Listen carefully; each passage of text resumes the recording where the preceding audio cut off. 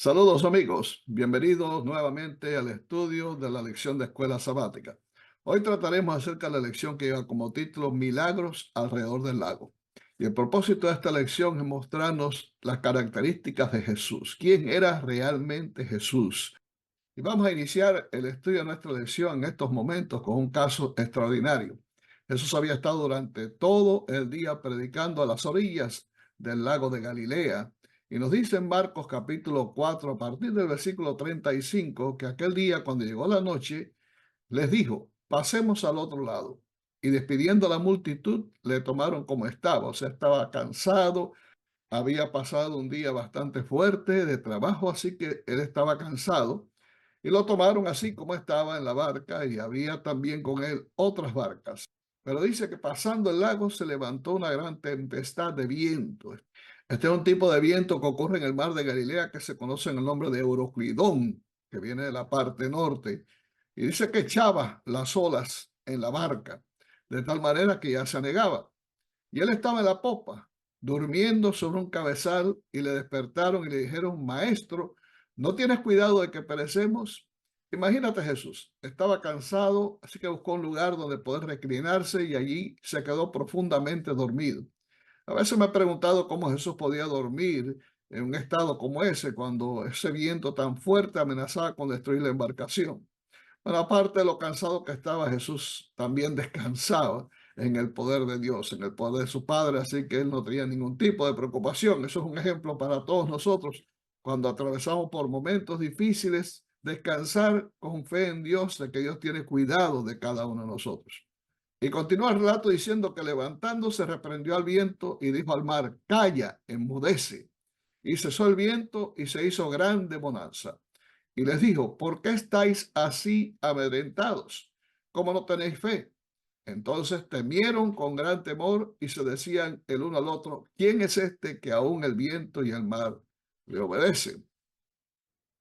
Realmente esta historia, así como otras que encontramos en el Evangelio de San Marcos y los otros evangelios, nos ayudan a entender que Jesús descansaba plenamente en el poder de su Padre y todo lo que él hacía lo hacía en el poder de Dios.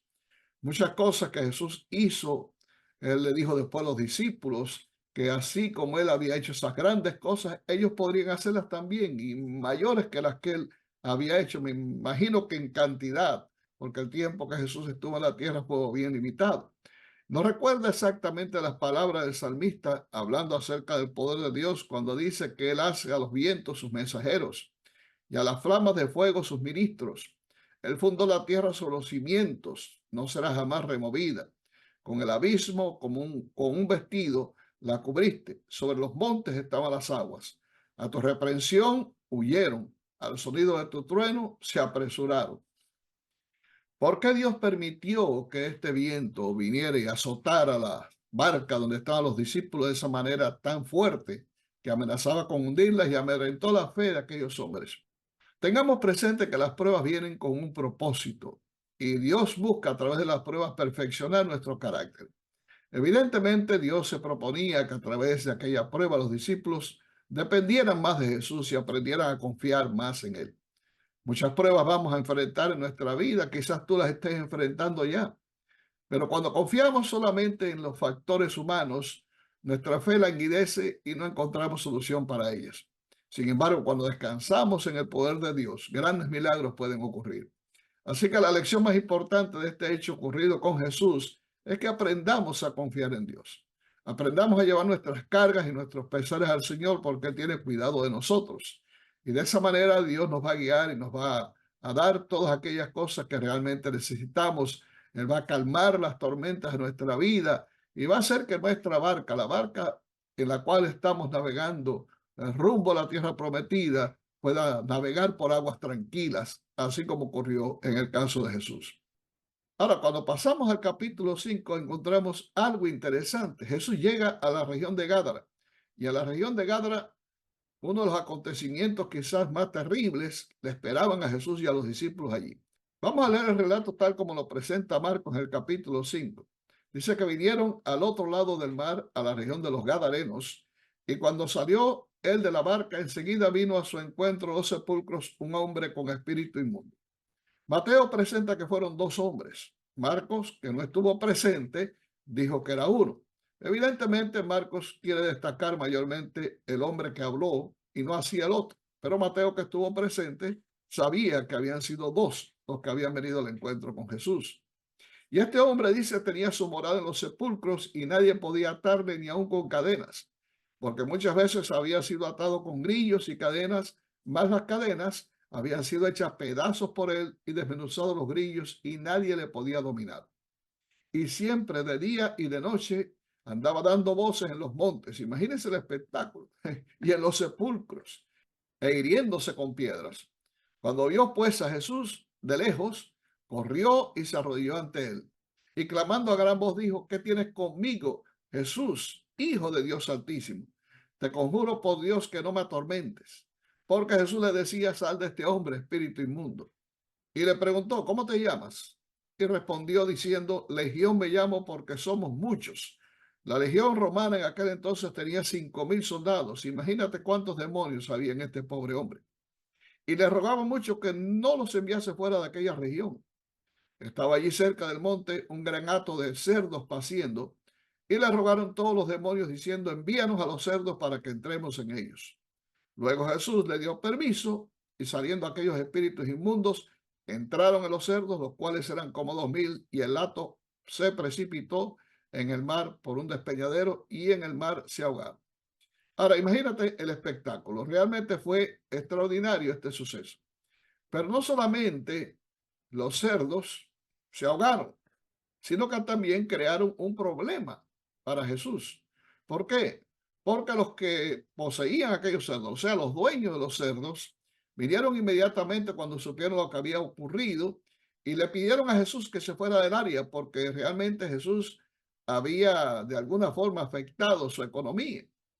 Aquellos hombres, y es lo que me llama la atención de este relato, vivían aterrorizados, vivían temerosos, preocupados por sus familias, preocupados por sí mismos de lo que aquellos endemoniados podían causarle. Y sin embargo, ahora que encontraron a los endemoniados totalmente sanos, vestidos y en su sano juicio, como dice Mateo, pidieron a Jesús que se fuera a aquellos lugares. Y yo pienso qué ingrata es la gente, cómo la gente obra con relación a las cosas que recibimos del Señor y a las bendiciones que recibimos de Dios. Hay mucha gente así como estos que vivían en Gádara, que lo que le importa sencillamente son sus bienes materiales, sus negocios y demás, y desprecian las bendiciones de Dios. Evidentemente, Jesús se sentiría muy mal con la actitud de aquellos hombres, pero lo menos estaba agradecido por haber podido bendecir a aquellos dos endemoniados y convertirlos en sus misioneros a la región de Gadara. El relato nos dice que ellos también quisieron continuar con Jesús, así como sus discípulos, y acompañarle a donde quiera que fuera. Pero Jesús les dijo, vayan, vayan a los suyos y díganle las cosas que Dios ha hecho con ustedes. Más tarde, cuando Jesús regresó a la región de Gádara, encontró que aquellos hombres habían cumplido fielmente la misión. Se convirtieron en embajadores del reino en Gádara. Y cuando Jesús vino de vuelta a ese lugar, encontró a muchas personas que por el testimonio de esos hombres habían aceptado a Jesús como Salvador personal y estaban listos y preparados para recibirles. Pasemos a otro punto de la lección. En el mismo capítulo 5 de Marcos se menciona otra experiencia, otra historia interesante y otro milagro en consecuencia. Nos dice que pasando otra vez Jesús en una barca a la otra orilla, se reunió alrededor de él una gran multitud. Y él estaba junto al mar. Y vino uno de los principales de la sinagoga llamado Jairo. Y luego que le vio, se postró a sus pies y le rogaba mucho diciendo, mi hija está agonizando. Ven y pon las manos sobre ella para que sea salva y vivirá. Fue pues con él y le seguía una gran multitud y le apretaba. ¿Quién era este hombre? Bueno, la Biblia nos dice que era un principal de la sinagoga. Este hombre posiblemente no había tenido ningún encuentro con Jesús hasta ese momento. Tal vez por alguna razón él no había seguido a Jesús porque pensaba que no valía la pena. No sé, la Biblia no me cuenta nada de la historia, pero déjame decirte que hay muchos casos así. En el hecho de que este hombre finalmente decidiera venir a Jesús es porque se vio en una encrucijada. Su hija estaba muriendo. Fue a los médicos y los médicos no resolvieron el problema. Gastó sus recursos en sanar a su hija sin conseguirlo. Así que el último recurso que tenía era finalmente doblegar su orgullo y venir a Jesús para solicitar de él que sanara a su hija. Lo entiendo así porque, bueno, vino a Jesús cuando ya la hija estaba muriéndose, o sea, cuando prácticamente ya no había solución. Durante todo ese tiempo, él no había venido a Jesús. Esto me hace pensar en la gran misericordia que tiene Dios con nosotros. Porque a veces obramos de igual manera y esperamos hasta el último momento para entonces venir a Dios con nuestros problemas, porque no los hemos podido resolver de otra manera. Sin embargo, Dios en su gran misericordia, Dios en su gran amor, siempre es condescendiente y siempre nos complace, a pesar de que somos así, que somos tan ingratos, que somos tan incrédulos y no venimos en primera instancia al Señor. Muchas veces venimos a otras cosas, venimos al médico, venimos a la farmacia a buscar una medicina y no digo que esté mal, pero lo primero que tenemos que hacer es buscar al Señor y llevarle nuestras cargas en oración para que Él finalmente sea el que dirija el proceso y sea el que derrame la bendición que necesitamos para alivio de todos nuestros males, sean estos físicos o males espirituales también. Así que Jesús sale con aquel hombre porque Jesús se conmovió. El Señor se conmueve con nuestras penas, con nuestras cuitas, con nuestras necesidades, con nuestras tragedias. El Señor se conmueve. Pero en el camino dice que una mujer que desde hacía 12 años padecía de flujo de sangre y había sufrido mucho de muchos médicos, se había gastado todo lo que tenía con los médicos y nada había aprovechado. Posiblemente un caso similar al de Jairo. Antes, dice el relato bíblico, le iba peor. Cuando yo hablar de Jesús, vino por detrás entre la multitud y tocó su manto. ¿Por qué vino por detrás? Ella no quería hacerse significar en aquel momento. Tenía temor tal vez de la multitud. Por alguna razón no había venido de frente y simplemente la fe de ella se apoderó de lo que ella podía hacer. Ella pensaba que si tan solamente tocara el manto de Jesús sería salva, que equivale también a ser sana. Y enseguida, cuando hizo esto, la fuente de su sangre se secó y sintió en el cuerpo que estaba sana aquel azote. Es una fe extraordinaria. Es una fe que no pide que Jesús haga grandes cosas ni grandes demostraciones histriónicas para mostrar que realmente tiene poder. No, la fe de esta mujer fue mucho más simple, más sencilla, al punto que simplemente se contentó con tocar el manto de Jesús, pensando de que Jesús podía sanarla. Ella creía que el poder fluía a través de la vestimenta de Jesús. Muchas veces el hombre piensa cosas que no son reales. Hoy en día, por ejemplo, existe el manto de Turín y otras tantas reliquias que la Iglesia Católica tiene que se consideran sagradas por el hecho de que supuestamente los vistió Jesús, los tocó Jesús, etcétera, etcétera. Pero nada de eso sana, nada de eso salva. No hay poder ni en la ropa ni en nada de lo que Jesús tenía. El poder estaba en Jesús. Pero ¿qué sucede? Que Dios a veces pasa por alto nuestras ignorancias, como dice Pablo ahí en Efesios. Y Dios condesciende hasta el punto que nosotros podamos llegar. Así que Jesús sabía perfectamente lo que aquella mujer había hecho. Inclusive Jesús se volvió y preguntó, ¿quién me ha hecho esto? ¿Quién me ha tocado? Y los discípulos vinieron y le dijeron, maestro, todo el mundo te apretuja y cómo vas a preguntar a quién te ha tocado. Pero mira, el toque de la fe es muy diferente al toque ocasional por el hecho de aquella multitud que rodeaba a Jesús. Esos no eran toques de fe, pero el toque que alarga la mano para tocar al Señor y reclama de Dios la bendición, ese es el que funciona, es el toque de la fe. Por eso es que la oración es la llave en las manos de la fe que abre los almacenes celestiales donde están todos los tesoros, todas las bendiciones a la omnipotencia y son derramados abundantemente sobre aquellos que confían en el Señor. Esta mujer fue sanada inmediatamente y Jesús le dijo, vete mujer, tu fe te ha salvado. Pero pasemos a Jairo. Imagínense cómo estaría Jairo ahí de preocupado, de impaciente, porque nosotros siempre pensamos en nuestros propios problemas, creemos que lo nuestro es más grande. Y estaría quizás en esos momentos diciendo, ¿y esta mujer de dónde salió? Me está impidiendo que el maestro llegue a tiempo porque mi hija se está muriendo. Qué terrible. O sea que esto le pasa a todo el mundo.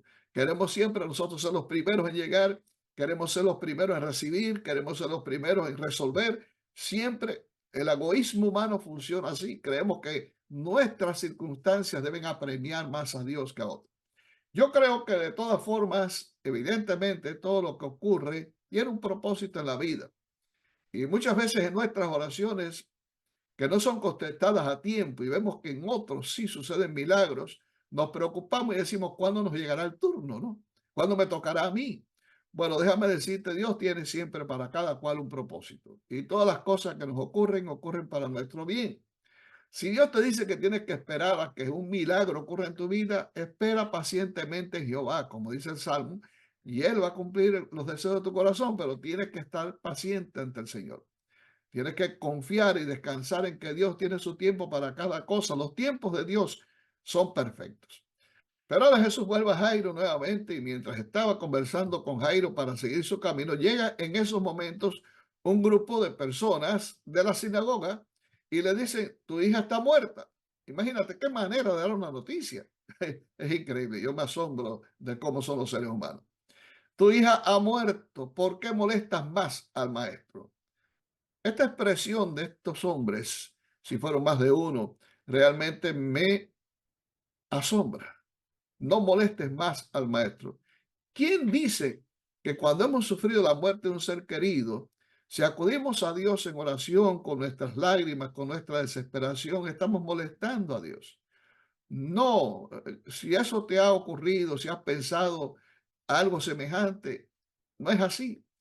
En esos momentos Dios te abraza. En esos momentos Dios quiere hacerte descansar en sus promesas, porque todavía para el que ha muerto hay una promesa magnífica, maravillosa.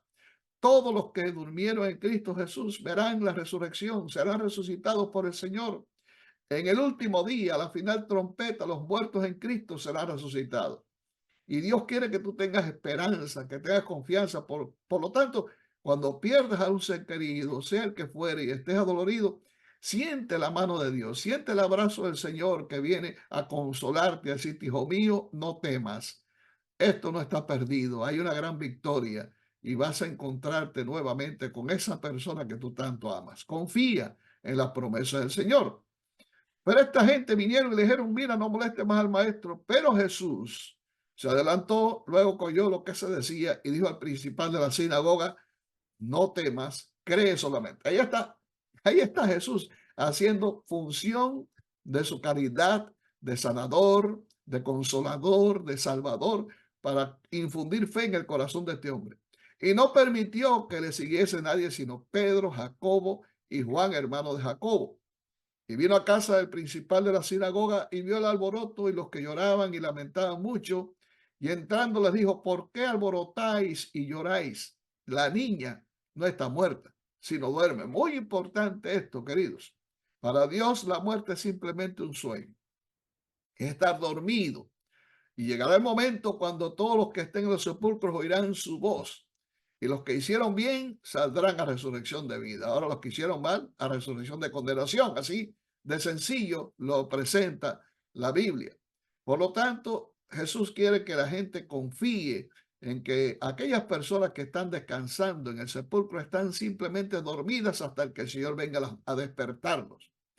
Y se burlaban de él, como sucede hoy en día. La gente se burla de Dios y se burla de las promesas en la palabra de Dios. Mas él echando fuera a todos, tomó al padre y a la madre de la niña y a los que estaban con él y entró donde estaba la niña. Y tomando la mano de la niña le dijo, Talita Kumi, que traducido es niña, a ti digo, levántate. Y luego la niña se levantó y andaba, pues tenía 12 años. Y se espantaron grandemente, pero él les mandó mucho que nadie lo supiese y dio una orientación y es que se le diese de comer. Porque la niña había estado realmente muerta. Y como estaba muerta, pues indudablemente había sufrido desgaste. Ahora ella necesitaba reponer sus fuerzas físicas. Fíjense cómo el Señor realmente está al tanto de cada detalle. Pero aquel milagro fue extraordinario. Un milagro que fue visto por solamente aquella gente que tenía fe en lo que el Señor podía hacer. Los padres de la niña y también Pedro, Juan y Jacobo. Me llama la atención que la palabra talita cumí se puede traducir también como cordero. Es como que Jesús le dijera a aquella niña, corderito, a ti digo, levántate. El gran amor del Señor por nuestros hijos. El gran amor del Señor por nuestros niños. Sí, el Señor ama a los niños. Jesús ama a los niños. Por eso dijo que los niños es el reino de los cielos. Si tienes un niño que está enfermo, si tienes un hijo que está atravesando por algún problema difícil en su vida, tal vez se ha metido en drogas, en el alcoholismo, tal vez está en la cárcel, no sé, llévaselo al Señor. Trae el caso de tu hijo al Señor y tú verás cómo Dios, con su gran amor y misericordia, va a llevar adelante tu caso y va a ser un milagro de bendición para tu hijo y vas a encontrar paz y consuelo en tu corazón. Pero todas las cosas no fueron realmente buenas en aquel momento. Y en aquella historia encontramos en el capítulo 6 que salió Jesús de allí y vino a su tierra, o sea, vino a Nazaret, donde había sido criado. Y también le seguían sus discípulos. Y llegando el día de reposo, comenzó a enseñar en la sinagoga y muchos oyéndole se admiraban y decían, ¿de dónde tiene estas cosas? Me imagino que este es un capítulo que cuadra perfectamente con el capítulo 4 de Lucas, donde se nos menciona también que Jesús, como era su costumbre, vino a la sinagoga el día de sábado y allí comenzó a predicar. Y se preguntaban también, ¿y qué sabiduría es esta que le es dada? Y estos milagros que por sus manos son hechos. ¿No es este el hijo del carpintero, hijo de María, hermano de Jacobo, de José, de Judas y de Simón? ¿No están también aquí con nosotros sus hermanas? Y se escandalizaban de él, o sea, se asombraban. Mas Jesús les decía, no hay profeta sin honra, sino en su propia tierra y entre sus parientes y en su casa. Y no pudo hacer allí milagros o ningún milagro, salvo que sanó a unos pocos enfermos poniendo sobre ellos las manos. No hay profeta en su tierra. Sin embargo, Jesús, siempre que comisionó a sus discípulos, les dijo que debían comenzar por el hogar. Como les dijo a los endemoniados en Gadara, ven a los suyos y cuéntenle las cosas que el Señor ha hecho. Tenemos un Jerusalén al cual debemos predicar, que es nuestro hogar, nuestra familia. Y debemos hacerlo especialmente con nuestro ejemplo, ¿no? Con nuestro testimonio cristiano. También con el precepto, o sea, debemos enseñarle lo que dice la Biblia. Pero lo que va a apoyar mayormente nuestro testimonio es precisamente el testimonio personal, la vida cristiana que vivamos. Ese es el mayor discurso, ese es el mayor sermón que podamos predicar en favor del Evangelio. Pero los problemas continuaron. En Marcos capítulo 6, versículos 30 en adelante, nos dice que cuando ya era muy avanzada la hora, sus discípulos se acercaron a él diciendo, el lugar es desierto y la hora ya muy avanzada. Despídelos para que vayan a los campos y aldeas de alrededor y compren pan, pues ya no tienen que comer. O sea, Jesús había estado predicando todo aquel día y llegó el momento que, bueno, ya era necesario reponer las fuerzas. Me imagino que Jesús también tendría hambre. Ahora vienen los discípulos diciendo, mira, es tarde ya, así que vayan a comprar algún lugar. Pero Jesús les responde de una forma que los dos asombrados. Él les dijo, dadle vosotros de comer. E inmediatamente ellos respondieron desde el punto de vista humano, que vayamos y compremos pan por 200 denarios y les demos de comer. Él les dijo, ¿cuántos panes tenéis? Y dividlo. Y al saberlo dijeron 5 y 2 peces. Entonces tomó los 5 panes y los 2 peces y levantando los ojos al cielo, bendijo y partió los panes y dio a sus discípulos para que los pusiesen delante y repartió los 2 peces entre todos. Y comieron todos y se saciaron y recogieron de los pedazos 12 cestas llenas y de lo que sobró de los peces. Y los que comieron eran 5.000 hombres sin contar mujeres y niños. Así que imagino que sumaban más de 10.000 personas las que alimentó Jesús con 5 panes y 2 peces. 5 panes y 2 peces que nos dice después también el relato de Mateo, que fueron ofrecidos a Jesús por un niño que los había llevado como una merienda para él. Ya que este niño no tuvo reparos en compartir su merienda con Jesús y Jesús la bendijo. Mira, una enseñanza muy importante. Cuando tú compartes con los demás, cuando tú bendices a los demás, aliviando sus necesidades, partiendo el pan con el hambriento, dando un vaso de agua al sediento, eso se va a revertir en bendición para ti. El Señor va a bendecir tu pan, va a bendecir tus aguas, va a bendecir tu casa, va a bendecir tu familia, tu trabajo, todo lo que tú hagas porque tú estás obrando conforme al corazón del Señor para aliviar la necesidad de la humanidad. Ahora Jesús enseguida hizo a sus discípulos entrar en la barca e ir delante de la Betsaida, en la otra ribera, entre tanto que él despedía a la multitud. Y después que los hubo despedido, se fue al monte a orar. Y al venir la noche, la barca estaba en medio del mar y él solo en tierra. y viéndolos remar con gran fatiga, porque el viento les era contrario, cerca de la cuarta vigilia de la noche vino a ellos andando sobre el mar y quería adelantársele. Otra prueba en el mar. Fíjense bien, muy interesante. O sea que nuestra lección hoy comienza con una prueba en el mar y va concluyendo con otra prueba en el mar. Viéndolo ellos andar sobre el mar, miren la actitud de los discípulos, queridos, pensando que era un fantasma y gritaron porque todos les veían y se turbaron. Pero enseguida habló con ellos y les dijo, tened ánimo, yo soy, no temáis. Y subió a ellos en la barca y se calmó el viento y ellos se asombraron en gran manera y se maravillaban porque aún no habían entendido lo de los panes por cuanto estaban endurecidos sus corazones. Por el endurecimiento de nuestros corazones muchas veces no interpretamos correctamente las cosas que Dios hace. No conocemos al Señor. No conocemos la obra de Dios ni la manera en que Dios obra en nuestro favor. El endurecimiento de los corazones de tanta gente que no permite que el evangelio pueda llegar en su plenitud y pueda traer paz al corazón del ser humano. Esto ocurrió con los discípulos, ocurre constantemente también en nuestro mundo hoy. Conceptuamos a Jesús como un fantasma. Nos parece que Jesús no es real. Lo vemos simplemente como algo etéreo, como algo tal vez mitológico, pero no creemos exactamente que Jesús es un ser real, que es nuestro Dios, que es nuestro Salvador, que es nuestro amigo, que se acerca a nuestra vida como Él se acercó a la barca, no para meternos miedo, no para hacernos daño, sino para hacernos bien, para que podamos recibir bendiciones de Dios.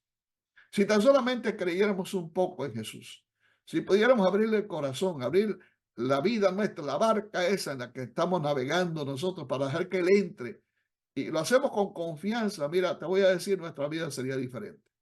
Las cosas cambiarían de tal manera que nos asombraría el poder de Dios obrando en favor de nosotros. Pienso que a veces luchamos con los vientos de la vida, con las pruebas, con nuestras propias fuerzas, remando desesperadamente por tratar de llegar al lugar donde queremos ir, que es resolver nuestro problema, alcanzar quizás una licenciatura o una maestría, resolver ese trabajo que tanto nos hace falta, tantas cosas que como humanos nos proponemos, pero sin Jesús. No vamos a poder avanzar mucho, te lo digo sinceramente. De la única manera que nuestra vida avanza, de que nuestra vida se va abriendo paso en medio de las tormentas de la vida, es cuando ponemos en la barca a Jesús y confiamos en el Señor. Jesús nos dice todavía, tened ánimo, yo soy, no temáis. Estoy aquí para bendecirte, estoy aquí para estar contigo, estoy aquí para ayudarte en medio de tus problemas. Y quiero concluir esta lección con esta linda declaración del Espíritu de Profecía, deseado de toda la gente, página 336. En todos los que reciben la preparación divina debe revelarse una vida que no está en armonía con el mundo, sus costumbres o prácticas. Y cada uno necesita tener una experiencia personal en la obtención de un conocimiento de la voluntad de Dios. Debemos oírlo individualmente, hablarnos al corazón. Cuando todas las demás voces son acalladas y en la quietud esperamos ante Él, el silencio del alma hace más distinta la voz de Dios. Nos invita a estar quietos y conocer que yo soy Dios. Solo aquí puede encontrarse verdadero reposo. Y esta es la preparación eficaz para todo trabajo por realizar para Dios. En medio de la muchedumbre apresurada y la tensión de las intensas actividades de la vida, el alma que es así refrigerada quedará rodeada de una atmósfera de luz y de paz. La vida respirará fragancia y revelará un poder divino que alcanzará los corazones de los hombres. Una linda declaración del espíritu de profecía que cierra con broche de oro el estudio de la lección en este momento. Gracias a Dios porque Él tiene paciencia con nosotros. Gracias por su misericordia. Gracias por el amor con que nos ha amado. Que Dios te bendiga y que la lección que hemos estudiado sea también de gran beneficio para tu vida espiritual y también práctica. Dios te guarde. Es mi deseo de oración.